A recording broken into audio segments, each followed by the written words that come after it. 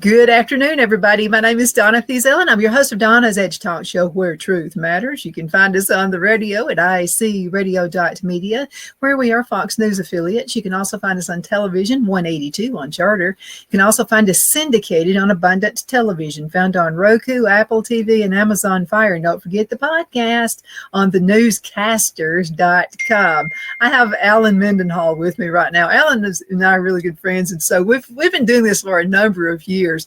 And you're like my go-to source here for polls. You know, like how in the world, and I've shared with you several times throughout the years when Obama was running for president. Phil and I were living in Charlotte, North Carolina. I got a phone call and I was being polled. But Alan, it was the way they were asking the questions.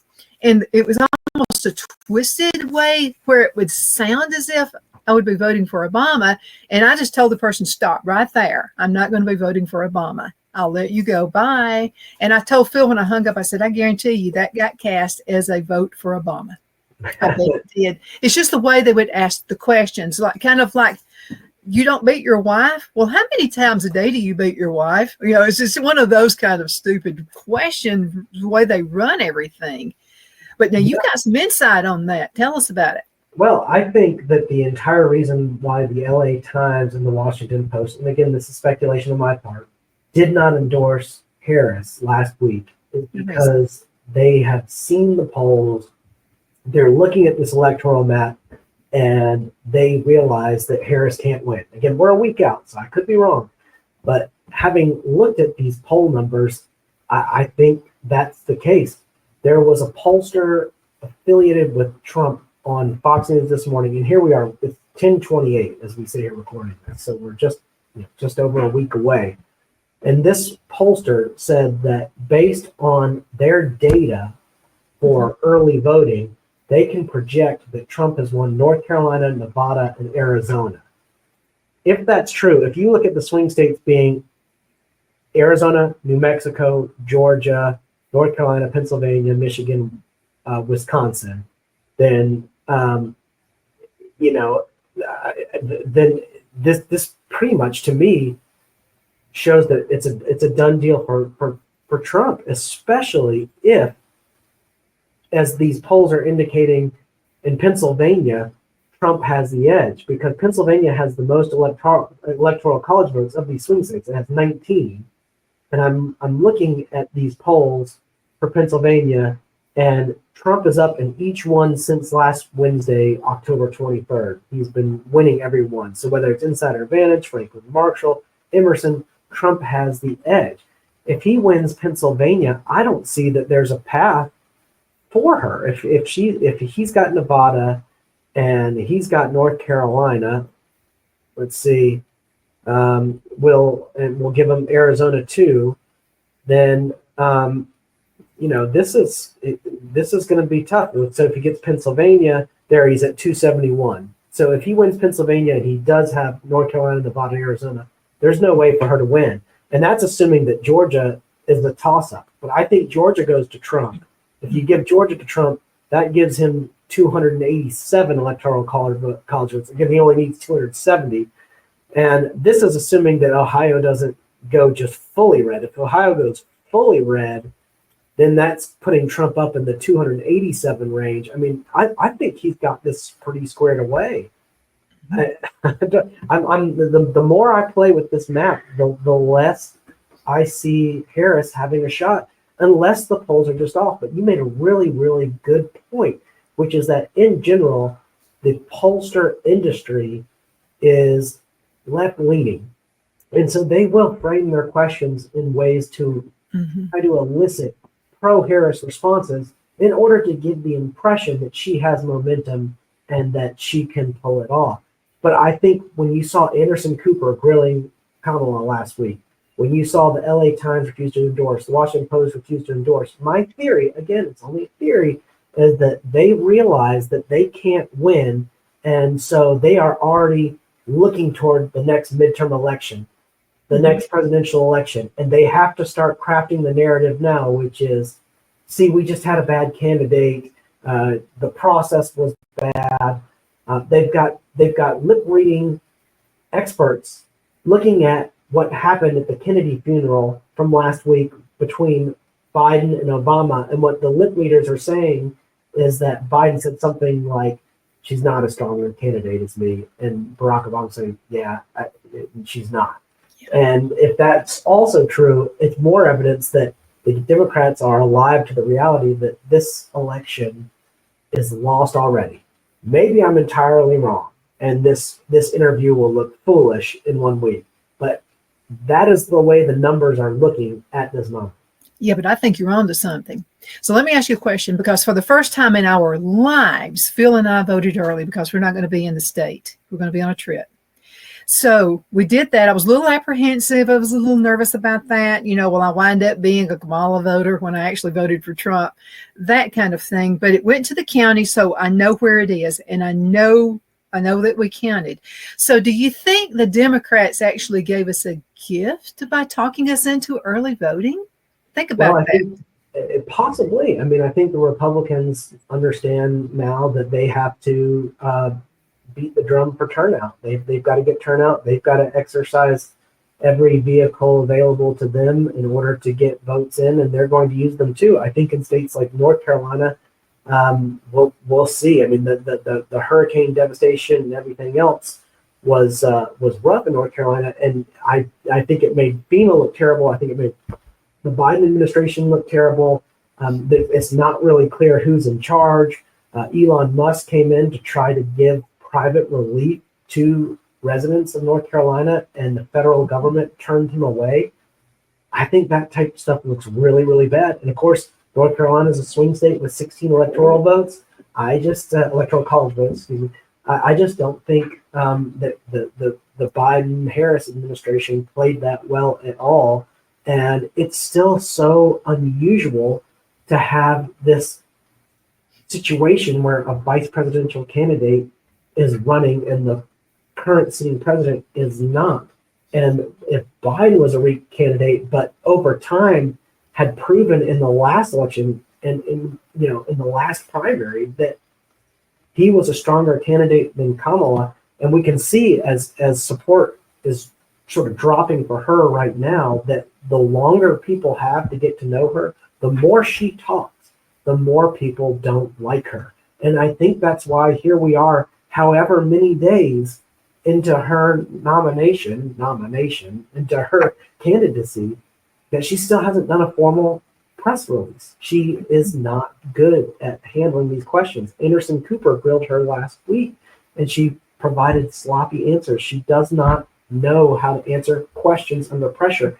Part of the reason is because, as I said earlier, she really doesn't have principles in the way that Donald Trump has principles. You may not like his principles, you may not like the policies he stands for, but he knows what he believes and why he believes them, whereas Kamala is finger in the wind, trying to figure out, what am I supposed to say in order to get votes?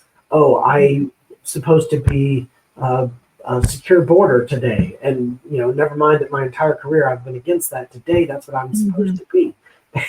And so she's disingenuous. People don't believe what she says. We've got commercials of her talking about providing transgender sexual reassignment surgery for inmates, and then she'll deny that was the case. She'll deny that she was the border czar. She'll deny all these things when the facts show otherwise.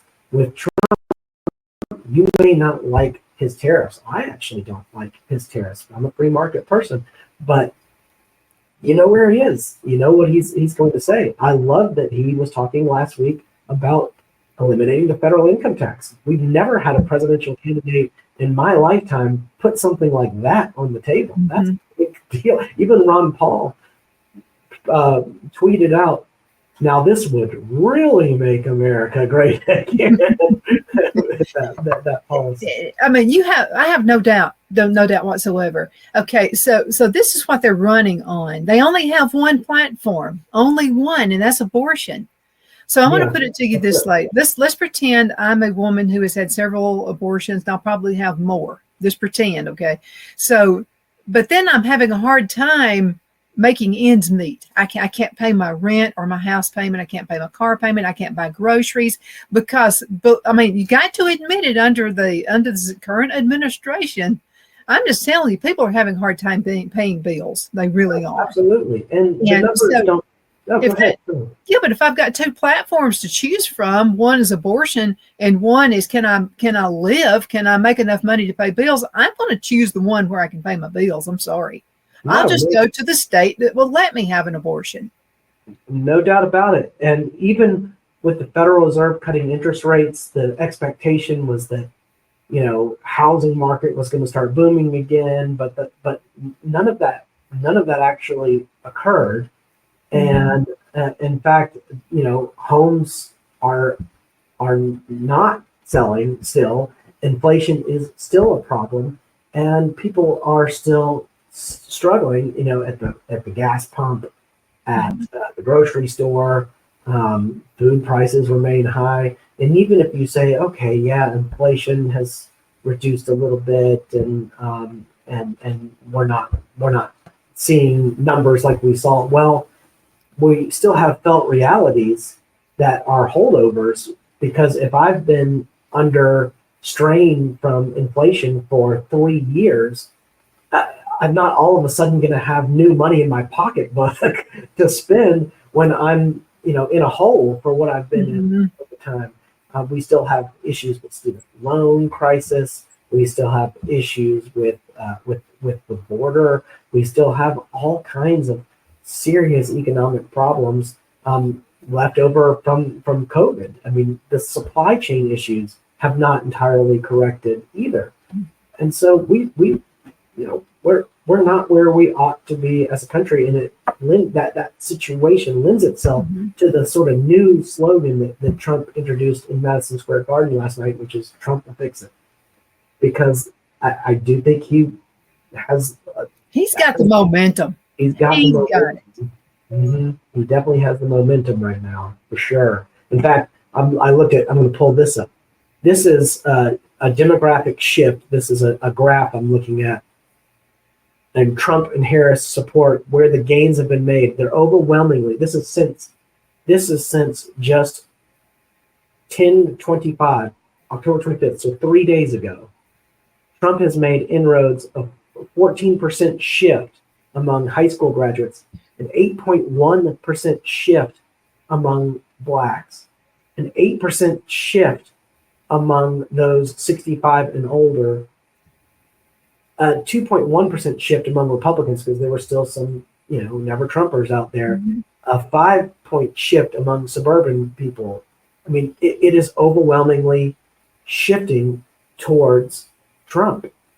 And really where Harris is enjoying any sort of shift is primarily among people with high education levels, in order degree attainment, and females. And I think the female issue is really what you just described, which is the abortion issue. And again, that can't be a factor, because after the Dobbs decision, everything is now removed to the state. It's a state policy issue. So it doesn't make any sense for either Harris or Trump to be running on this issue, because they're not going to be able to do anything about it. They're not governors. It's just a stupid issue. Or they're not running for state legislature. Like this is the fact that this is an issue that Harris is emphasizing is strange, because she's emphasizing an issue she can really do nothing about. Well, I know some liberals who have said things like, well, Trump just wants to be a dictator. And then I will say, well, didn't he have 4 years to become a dictator? We wouldn't even be having this election had he been what you said. And then they'll go, oh, yeah. I mean, people are beginning to and I'm going to say this, not every Democrat is stupid. And also not every Republican is bright, because we got some folks out there that are rhinos. And so not as many, I don't think there used to be. I think people are beginning to see the light now.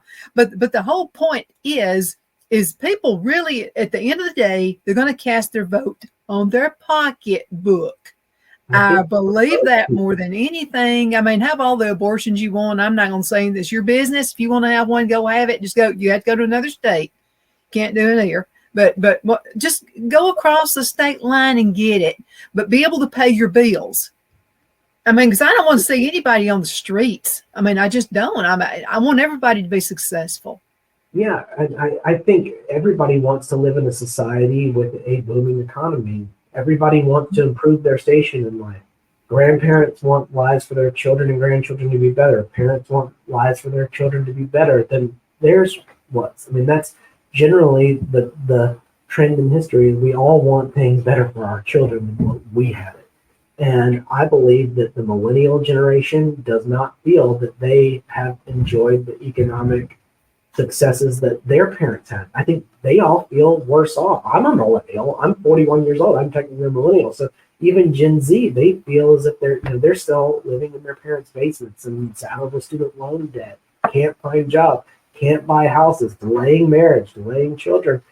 These are effects of economic policy more than anything else. Now, I happen to believe that sound economics tends to flow from good culture, and that, for example, a culture that is virtuous and moral is one in which the free market will enjoy the most success. If you have free markets, but the people are just awful, if you have free markets in a den of thieves and criminals, they're not going to make good use of their freedoms because they won't enjoy the institutional faith and trust that's necessary for commerce and exchange to take place. Forming contracts is irrelevant if you anticipate nothing but breaches. And doing business with people you don't trust is not as constructive as doing people that you can trust and rely on. And so there's a lot to be said about culture and economic success in culture. There are a number of people who I know atheists. I know some. And even though they're atheists, now I believe in God, Jesus Christ, my Savior.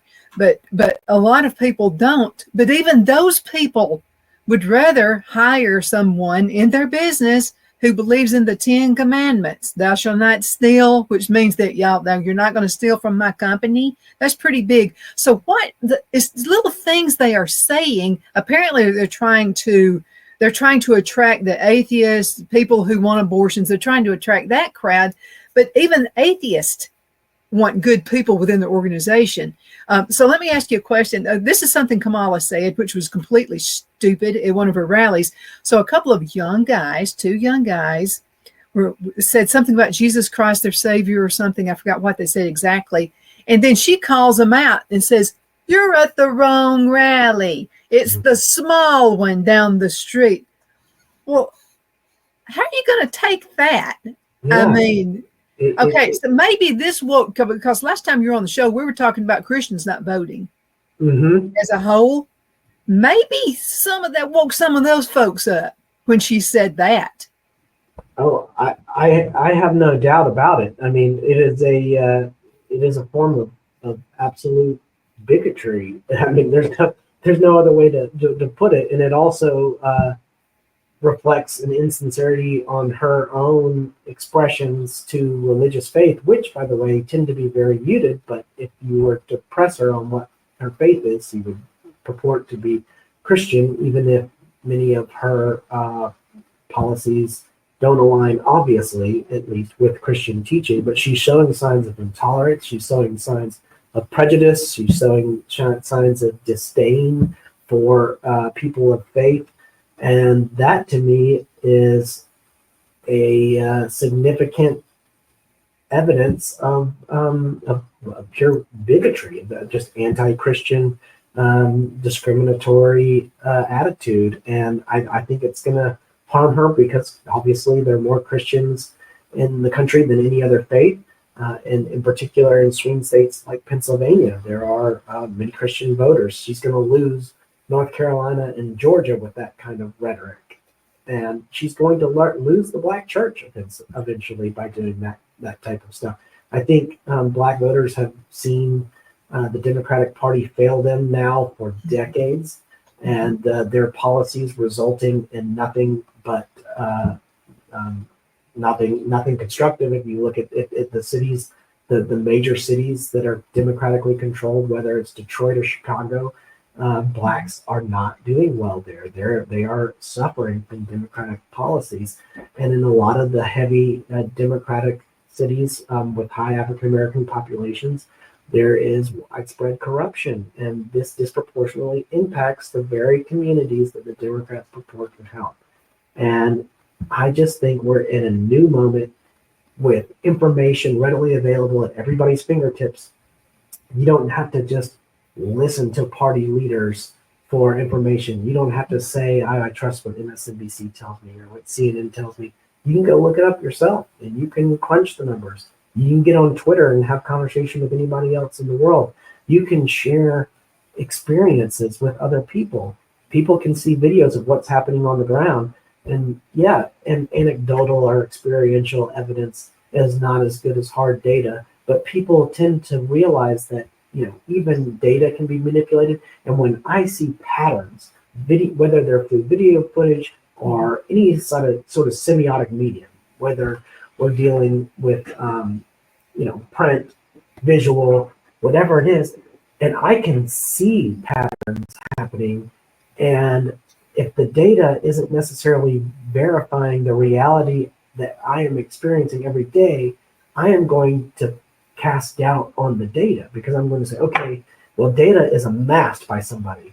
And whoever amasses data chooses how that data gets amassed, what they're going to control for, where the data comes from. You can't just get infinite information and plug it in some knowledge machine that produces it out and tells you what to do. Even artificial intelligence, whether it's ChatGPT or Claude or whatever, it is programmed by humans and will generate answers according to whatever inputs humans have placed there. So I think this widespread skepticism is a good thing. I mean, I think it's what the left used to be, was skeptical. When the left was sort of postmodern, and they were nihilist, and they said there is no truth, there's only representation and contingency. Well, at least they were taking a position of skepticism, which was, I don't believe in this, I don't believe in that. And that's a position that can lead to intellectual humility. But now it's a new regime that is normative, and its language is charged with moral import. And they believe 100% in the rightness of their cause. But what is their cause? That's what I ultimately cannot figure out. There's a fundamental incoherence between ideas like diversity and ideas like equality. If you believe in the infinite variety of human experiences and the fundamental uniqueness of every person, and that certain people have strengths and certain people have weaknesses, when that predicate is multiplied across society, you realize that people end up in different places. You can't get to equality. Equality requires eliminating diversity. It requires uniformity and standardization. Well, what does uniformity or standardization require? It requires some people or group of people authorized to do the leveling, which means that inherently there is no equality of station, because some people are going to enjoy an unequal privilege status to determine for everybody else what equality is going to look like. And it just shows that there's an incoherence to the entire movement, because there can be no equality insofar as somebody is going to be stationed at a level above somebody else in order to try to enforce equal standards or equal stations for the other people that all fall below them, whatever hierarchy you're dealing with. But you can't eliminate hierarchy altogether. That's impossible. That's utopian, and we don't live in a utopian world. So what we would like to do is make all the institutions as fair as possible, so that people fall where they fall based on merit, and they are incentivized to be charitable and philanthropic if they enjoy successes, which tend to be the result of talent and skill, but also, of course, a little bit of luck. Everybody has a little bit of luck, being in the right place at the right time, making the right deal, meeting the right person. That's all a factor as well. But the incentives are what's important. You want to have incentives and institutional fairness so that the system doesn't benefit one group of people or another by design. Another thing, and you really brought this up. Okay, so another thing is some of their platforms were just stupid. And I've got to say this, I mean, I can't think of another word, stupid. So let's talk about this one, for instance. Okay, so we've been to college. We paid our way. Okay, we don't even have the debt because we worked 2 jobs going to college, blah, blah, blah, blah, blah. But then again, the Biden-Harris administration wants to go on ahead and let's, the people that owe a lot of money, let's just go on ahead and count it as a zero balance. Okay, all right, you're helping that bunch. You're really helping them. But what about all of us who worked hard and paid for it? That's a slap in the face. That's why I call it a stupid policy, because you're turning off the hard workers. They're going, whoa, wait a minute. And the hard workers are the ones most likely to vote. Absolutely. Absolutely. So the things they put in place have not made sense to me. It's just like, what do you want to lose? Well, and the irony, even from the left-wing perspective, is that the type of person who will most likely enjoy those types of loan forgiveness are wealthy whites who went to law school and medical school and have the means to pay off these loans and haven't done it yet. But they're the types of people that are going to enjoy the benefits of these policies. And so you're not actually raising up the bottom and admitting new people into the middle class, the upper class, whatever. What you're in fact doing is you're making the upper middle class get elevated at the expense of all the other people, and it just doesn't make sense. What from a philosophical and policy standpoint, both, it doesn't make sense to do the student loan bailout. But from a political sense, what they're trying to do is just buy young voters. And that's what essentially you've got a bunch of 20-somethings who say, I got student loans, and I'll vote for them just so I won't have student loans anymore. Never mind that I spent, $10,000 in my student loans all 4 years on booze, but and that's another point is, what did you spend it on? There needs to be an accounting, because let's say now in the business world, the way it would be handled is we'll give you 20% of it back. You won't owe 20%, but now we need an accounting. I want to know what you spent your money on while you were in school. Yeah, that's what in a business environment you would do that. Well, I agree. And I had friends that were in law school who just as a gamble took out some student loans to invest them in capital markets to see if they could beat out their loan interest rate and say, well, I have, I don't have to pay interest on this loan for X number of years. So if I can invest this money in a mutual fund or an ETF for the next 5 years, can I make enough money so that I can pay off the loan, plus I made money with my student loan?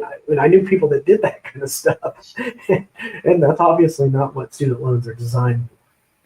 No, that needs to be in place as if you buy a house. Yeah. Okay, then I just give you $400,000 for a house. Well, just paying your rent. That's what people are supposed to be using student loans for, is how do I get my groceries? How do I pay my tuition, and how do I pay my rent, and paid for my textbooks and these kinds of things, school-related expenses. Not to party. It was not to benefit Bud Light. Yeah, absolutely. Let's go into a commercial break. It's been over 30 minutes. We're going to have to go into a commercial break. We'll be right back in just a minute. Queen City Used Car Sales has been serving drivers in the Northeast Alabama area for years with a quality selection of late model used cars, SUVs, and pickup trucks. On top of our extensive selection and competitive prices, we offer professional auto financing services for used car buyers of all credit levels. Whether you've just begun your search or you're ready to secure your next vehicle, at Twin City Used Car Sales, you will drive away with the vehicle of your dreams. The sales and finance staff at Twin City Used Car Sales looks forward to serving you, and you can apply for financing online before your visit to our used dealership in Gadsden, Alabama. Check us out on the web at twincityusedcars.com or go by our location at 901 First Avenue, Gadsden, Alabama. We sincerely look forward to serving you.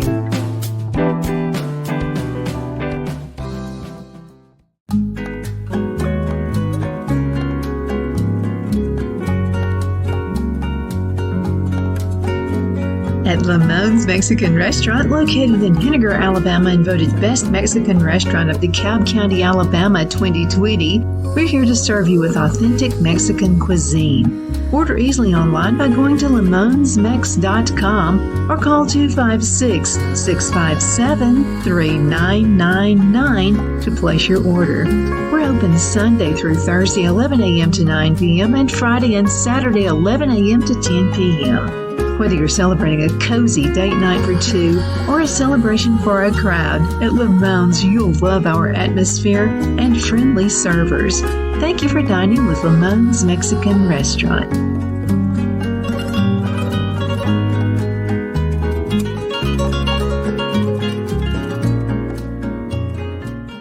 At Liberty Bank, we're all about community, whether it's to help with a charity fundraiser or help families in need. Toys at Christmas or a local football team, we're here for you. You see, we realize the importance of family. Sometimes it's to build a new home or necessary home repairs. We're here for you.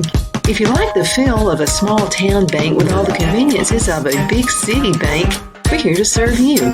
You will find us at any of our convenient locations in DeKalb, Marshall, Etowah, and Blount counties in North Alabama. You can call and speak with any of our friendly staff at 256-659-2175 or check us out on the web at libertybankal.com.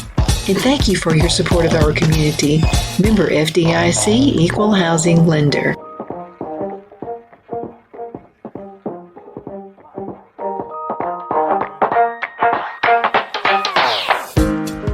Jeff McCurdy of the McCurdy Law Firm has been a public service of this area for over 10 years.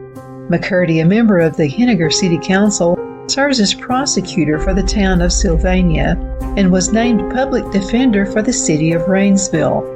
The McCurdy Law Firm is located at 17326 Alabama Highway 75 in Henniger to better represent his Jackson and DeKalb County clients. If you need to be represented by a true public servant with proven success, call Jeff at 256-996-8701 or send a private email to mccurdylawfirm@gmail.com. No representation is made that the legal services performed is greater than the legal services performed by other lawyers.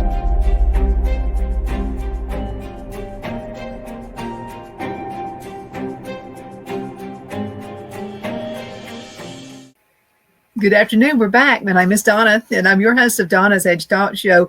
This guy right here is really hosting the show. You really got to say this guy's name is Alan Mendenhall, and we've been friends a very long time. And I just love having you on the show because you give the insider view of politics. You give the insider view on finances. You know, what are we in for? I don't know what in the world we're in for. I'm just going to tell you, I feel like it would be two different worlds. If Trump comes in, it'll be I think that it will be even faster. You remember he turned things around pretty darn fast within the month, 1 month. He had more things happening and taken care of than any other president ever. And I think he'll be on speed this time. Well, I think he probably already has. So he's focusing a lot on the campaign right now, but he has a team of people ready for the transition. Mm-hmm. And I think they've already gotten who knows how many executive orders ready to be deployed on, if not day one, first week. Those things are ready to just be signed and delivered. That's basically, a lot of those will be undoing what the last administration did by executive order. And so nothing to be surprised about there. But I think that the Trump campaign, or Trump himself and the people surrounding him and what would be the transition team, learned a lot from the 2016 experience and the transition that took place there, because it was a little chaotic. There were many people who did not have experience in government. Now they have people who proved their trustworthiness over the course of 4 years, and also people who didn't, who won't be invited back. So there's been a weeding out that's taken place, filtering, and there's now a core group of people who enjoy Trump's trust, and I think the transition will be much smoother, and the transition of power will be much different. And I would be very interested in seeing, if Trump wins, as I predict that he will, how the Harris campaign handles the election. Will they allege electoral fraud? Will they accept the results of the election, or will they try to challenge the results? One great thing about the fiasco of the last election is that now I think we can be sure the election is at least more secure than it was before. I mean, fraud happens in every election. It always happens. It always has. Fraud entirely. The question is whether the fraud reaches the extent to which it changes an election outcome. And I don't think that will be the case at all this time, because I think so many new measures have been taken, and there will be so much more scrutiny at the polls, over the ballots, that this time will be a very different election. Yeah, but I think they'll do just like Hillary did, just like other folks have done. I think they'll be crying and gnashing of teeth, is what I think. And they're going to be just going, recall everything they said Trump did, they're going to be doing. They did. It was, the Russian election interference. Remember, it was the Russians' fault that Trump won in 2016. Yeah. Russia has more playing ground with this past administration. So I would think that the fix would be in for them instead of Trump. I mean, I really do. If we're Russia. The world has descended into chaos internationally since the Biden administration took office. And again, you can only blame so much of that on the president of the United States. I readily admit that. But I do think with somebody like Trump in office, foreign leaders have to second guess themselves and think, gosh, that guy is really unpredictable when it comes to foreign policy. And I don't know what he would do if I did X. I don't want to risk that type of retaliation. And there's much to be said for that type of... right now, it's a free-for-all, Alan. You can do whatever the heck you want to if you're with another country. Under Trump, you're right. They would be second-guessing their move. Yeah, I remember. Because Trump plays a good game of chess. Yeah. He does. He does. And if I were Iran, I would be concerned that I might become a parking lot or something, and I'm not suggesting that in any way should happen. I'm not endorsing that. I'm just saying that if I were a leader in Iran and Trump became president, I would be acting very differently than I am now, because I would be afraid about what would happen, because I wouldn't know. I would have no idea what a Trump administration would even do in that situation. I mean, the foreign policy of the Trump administration is still kind of a question mark. And a lot of foreign policy experts will tell you that having a question mark foreign policy can be to your strategic advantage as a nation, because if you're unpredictable, people have to treat you differently than if you are predictable. Absolutely.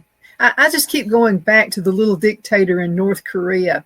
I mean, you could practically see Trump's thumb down on his foot. I mean, you could, in every photo op, everything, that little dictator was just looking up like I don't know what he's going to do. You know, he had that attitude, you know. Talking about a region with instability, I mean, we just learned last week that we have North Korean troops in Russia to fight in Ukraine. And of course, North Korea has been lobbing missiles over Japan for as long as I can even remember. They've been provoking, and that's a dangerous situation. I mean, you know, the tensions between North and South Korea have not abated very much at all since the Korean War. You know, the relationship with Japan is as bad as it could get between Japan and North Korea. And you've got the issue with Taiwan and the South China Sea and even Hong Kong and China.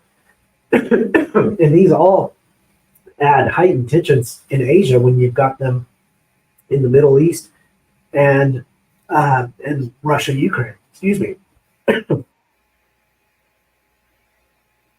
Well, I want to ask you a question. I know you need to clear your throat out.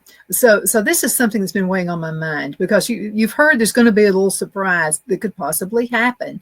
I don't know if the hurricane was the big surprise we're all waiting on. I'm not sure. But is it too late in the game? Because I'm just going to tell you, I could expect anything happening. I know it's just a few days until the election. Is there still this minute possibility because Kamala's just not doing well? I mean, if her only idea is to talk with you is like Starbucks, you know, Starbucks, listen to me, because my lipstick gets on the white tops right here. So Starbucks, you need to do a black top so my lipstick doesn't show. I mean, if that's your only thing, your only talking point that you have is that, I mean, that doesn't sound too good. So could there still be a last minute surprise? Could they still pull somebody like a Michelle Obama out? No, I don't think so. And I apologize for my throat. I've been fighting a cold for over a week here, but I didn't think it was going to affect me on the program. But so apologize. No, I don't think at this point. I think they are. They waited too late because of all the early voting. And I think they genuinely regret that this played out the way it did. I think they realized that they had to get rid of Biden as a candidate. That wasn't an option. He was going to lose no matter what. But I think they also wished they had fulfilled a process that was different from the one that happened. And most obviously because they ended up with a candidate they know is not as good as a candidate they could have had. And you know, it's a really interesting political moment because of all the major shifts. You see some realignments going on. People like Tulsi going to Republican, Tulsi Gabbard, and people like Elon Musk being involved in politics. People like Tucker Carlson leaving Fox News, but getting a massive following on X or Twitter. People going on podcasts, like Trump going on Joe Rogan's podcast rather than having a rally. These are small events in the grand scheme of things, but they add up to a picture of a transformational shift in politics as to how information gets disseminated and what people want to know about and from politicians. And let me bring something else up. And this is the hurricane. And we almost touched on it just a few minutes ago. Okay, because I'm from that area. I lived in Charlotte for a long time. And there's something, I have friends who live in Asheville. Okay. Mm-hmm. Asheville is almost the Atlanta of North Carolina. A lot of libs live there. I feel like they lost those lib voters. I really do. When that hurricane comes in and FEMA has no funds left because they've been giving it to people in other countries. What are your thoughts on that? Well, I think that was disastrous for the Democrats. FEMA's response was horrible. Elon Musk trying to help the situation and being turned away by the federal government was awful. I don't think there's any way you can suggest that FEMA's response was as swift or as good as it could have been. I recognize that this is a natural disaster. Nobody can stop a hurricane from happening. But on the other hand, you know that this is coming and you know it's going to be bad. You should, at a minimum, if you're not going to respond as quickly and as well as you should welcome the assistance of someone like Elon Musk, who's, his assistance was welcome in outer space, but it wasn't welcome here. And it seemed to be a political move. They did not want to give Musk any credit. They wanted to take all the credit. And in trying to take all the credit, they rejected the help needed to fix the situation. But something not being publicized, though, is okay. So we go to the Cowboy Church. Philip Gilliland is with the Cowboy Church, the American Fellowship of Cowboy Churches. And so Philip let me know the Monday after the hurricane, he sent me a message and said he was really distraught. And I said, what's wrong? And he said that the Cowboy Church, they give not only to the local community, but when disasters happen, they get those, they take everything, buses and whatever they can, vans, moving vans, and they will go flood an area when a disaster happens. So they did. They gathered up food, water, gift cards, everything to get their hands on, and stopped at Tennessee.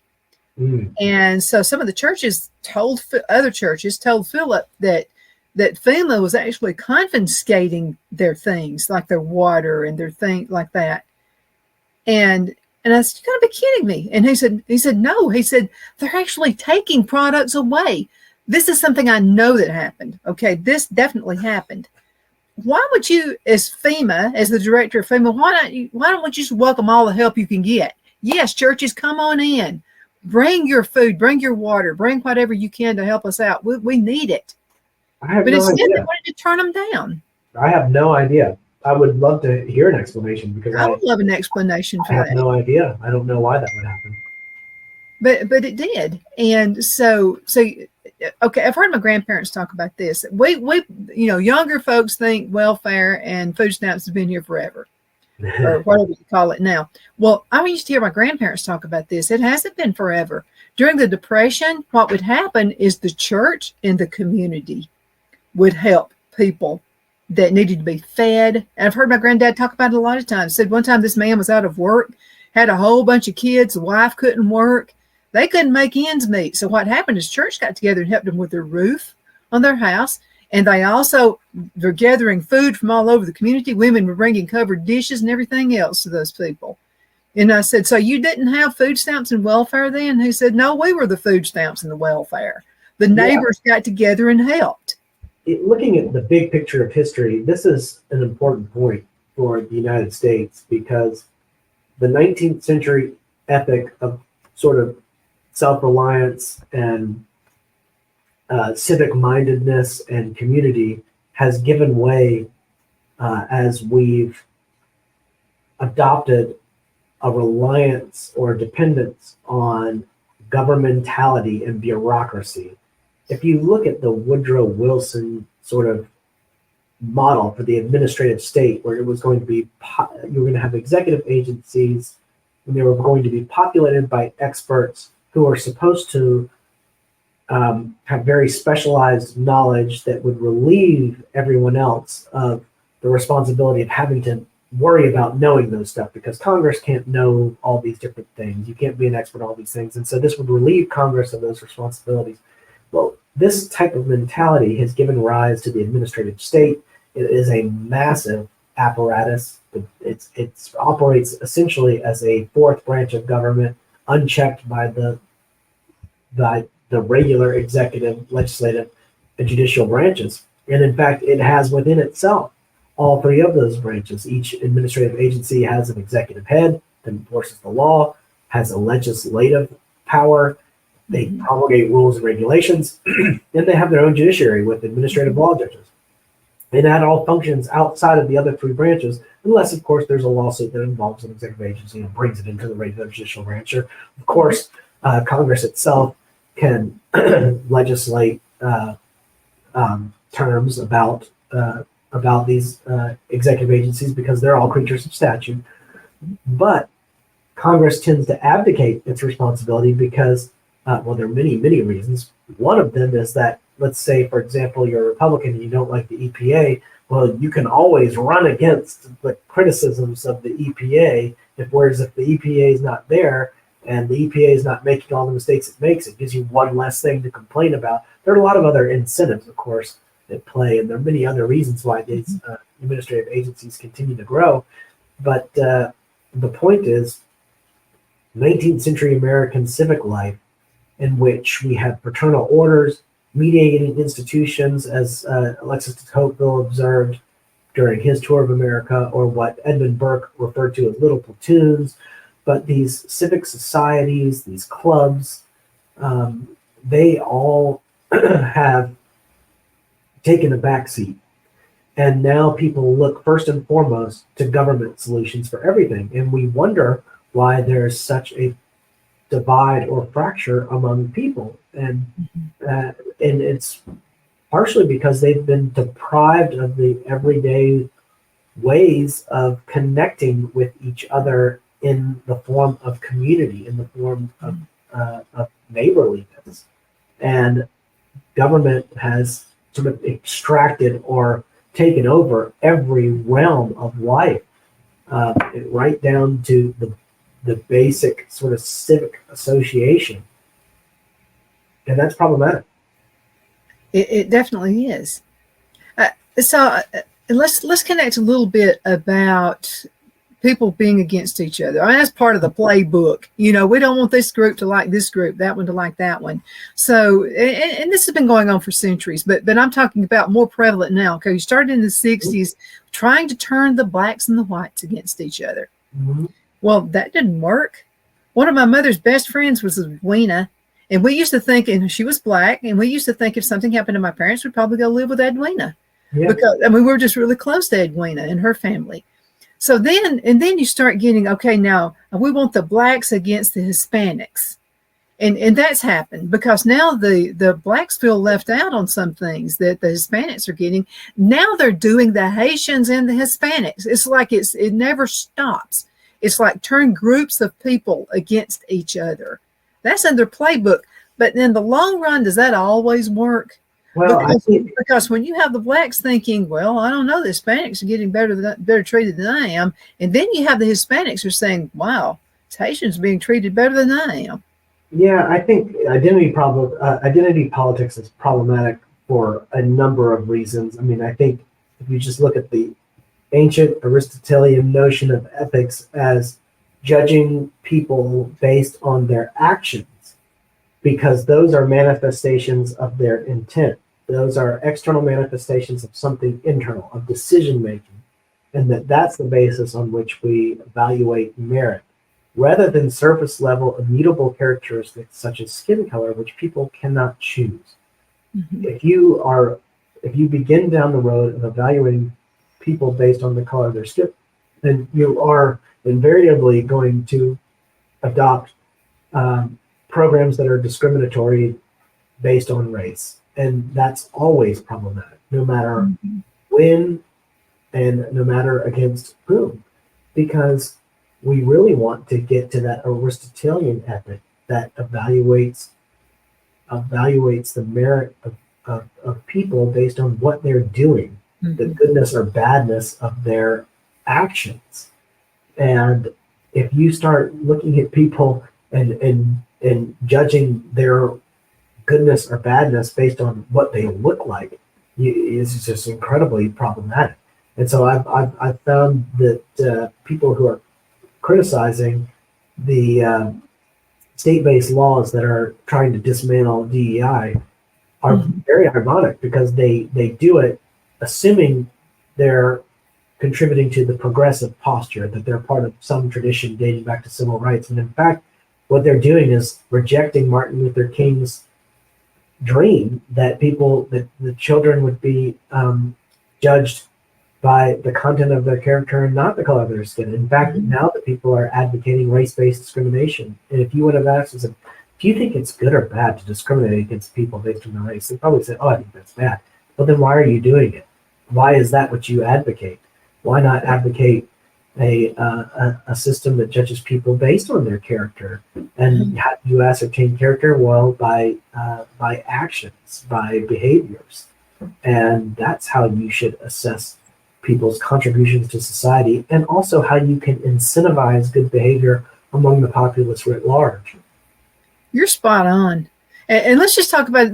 Let's pretend you're a football coach. Okay, so you're going to come up with game plans. Okay, you're going to think of every possible thing that's going to happen with each play that you put into that playbook.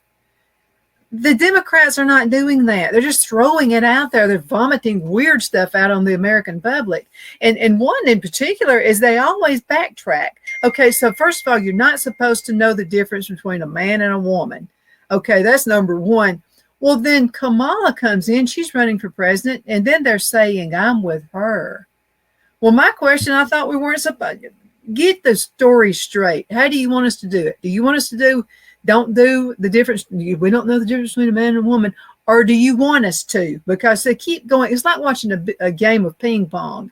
Yeah. When you watch a Democrat, because you're doing this one thing, you want it this way. No, you want it that way. And so we're constantly like, just get real and tell us what is your platform. Well, and that is a really difficult issue for the Democrats. And another area where they're kind of incoherent is they want to be pro-trans but also pro-woman, and those two positions are incompatible in certain situations. For example, women's sports, and then another area of incoherence is the Israel-Palestine. They don't know how to handle that situation. Oh, yeah, that's the one thing I think the Trump campaign has probably not capitalized on sufficiently, is trying to pin the Harris campaign down on what they actually believe in Israel-Palestine, because they have a lot of young voters in the Democratic Party that are very pro-Palestine, and the Democrats don't want to alienate those people, but they also can't alienate Jewish voters either. And to me, there's just no compromise middle ground for the Democratic Party on that issue. And I think Trump has probably not capitalized on that potential seed of division. Not that you want to just politicize a horrible situation or turn it into just a political game for votes. It's a tragic situation, but it's a situation in which the United States has a keen interest, and that is one of the most important things happening on the planet right now. And so how can you not bring it up or emphasize it, or at least figure out where a presidential candidate of all people stands on the issue? Mm-hmm. Less than 2 minutes, less than a minute and a half left in this segment already. Okay, Mike Pence. Where does Mike Pence stand? I think he has said he's sitting out this election, and I believe that's what he's doing. I don't know if that means he's not going to vote, or if he's going to vote for a third-party candidate, or maybe a write-in candidate or something like that. My assumption Mickey Mouse. Mickey Mouse. I don't think it'll be. I don't think it'll be Mickey Mouse. I think it'll be. I don't know who it would be, but I'm assuming. I don't think he knows either. A write-in candidate or something like that. But it will be interesting to see what he does over the next 4 years. If Trump were to win, I've been up to his headquarters. I actually met him this summer. I think he's a very nice man.